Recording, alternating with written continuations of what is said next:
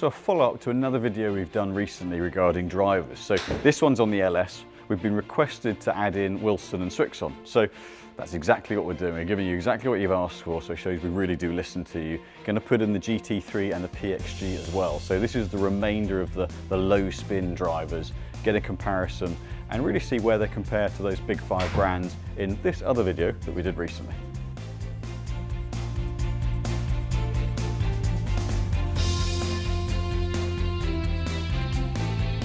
So we're going to start with the Srixon ZXI LS. Actually, we've seen really good ball speeds out of this and very consistent spin in the fitting bay so far. So performing well, but it'd be interesting to see how the Wilson compare to those bigger brands, but I think pretty favourably.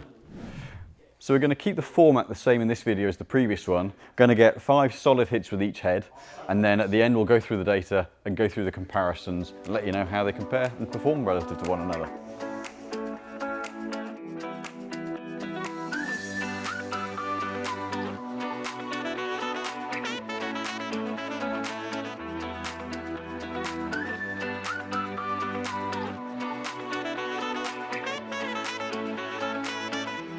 So the one thing a lot of people have commented on the Srixons is the sound. It is a harder, tinier note than some, but actually, performance on the good hit's very good.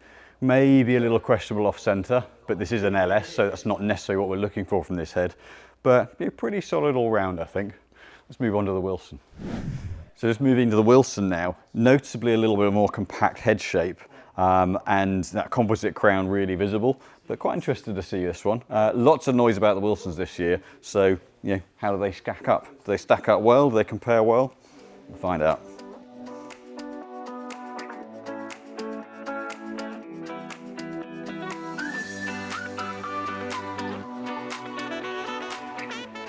So I actually feel, visually it's quite a compact head, which is quite interesting.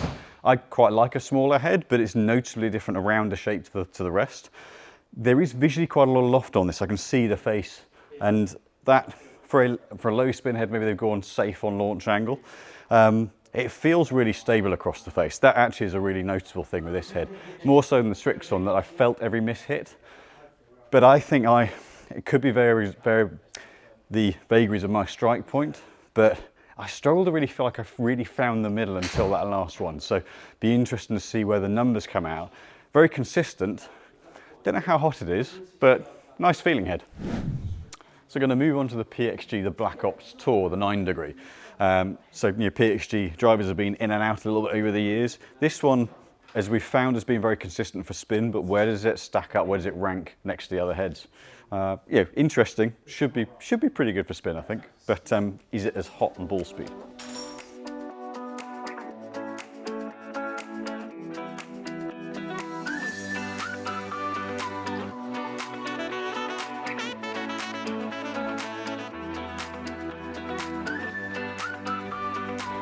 Very solid feeling head, that. Actually really like the guts to it. It's interesting, the face looks very straight, so less bulge and roll than others, which is an interesting visual that I don't think everyone's going to like. But really kind of stable, feels like it stays with the shot well. Again, looking at the ball data I can see on screen over Luke's shoulder there. Question the ball speed consistency, but very good for spin when it's good. Is it hot and cold, or is it a stable one? Check it out shortly. So into the GT3, now technically the GT4 is the lowest spin of this series, which is why we tested it in the previous set, but request to add this one in, and it is still a lower launching, lower spinning head. So we're really going to see those subtle differences between the Titleist heads, and again where it ranks relative to the other low spin models.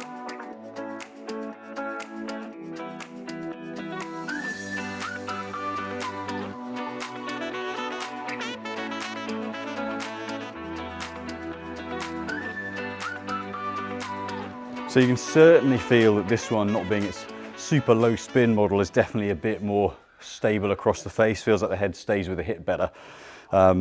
Classic shape, very pretty head. A little less tinny sounding than some of them, but I think consistency very good.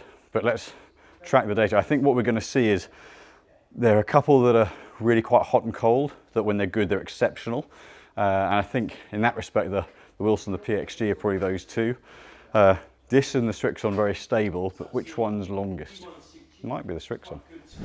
So to summarise, actually a lot of good heads, and I think, whereas this has been critiqued in other videos where I don't necessarily come to definite conclusions, the conclusion is how good all these heads are and how consistent between themselves they are. And this batch of data, you can see on the screen here, spin consistency across these models, there's really very little to choose.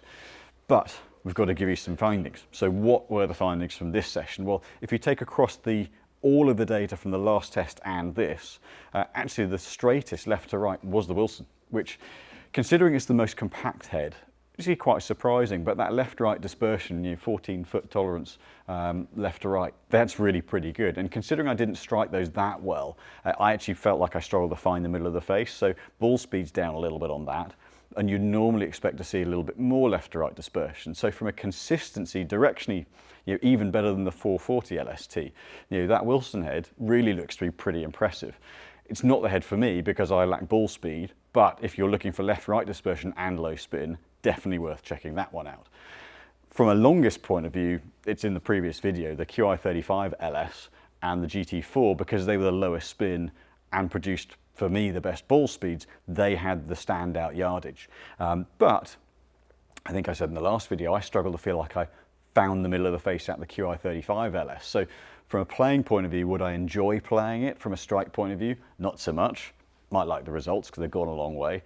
But from an experiential point of view, some players may or may not kind of tune into the strike point, so it might feel like you're missing out on a little bit.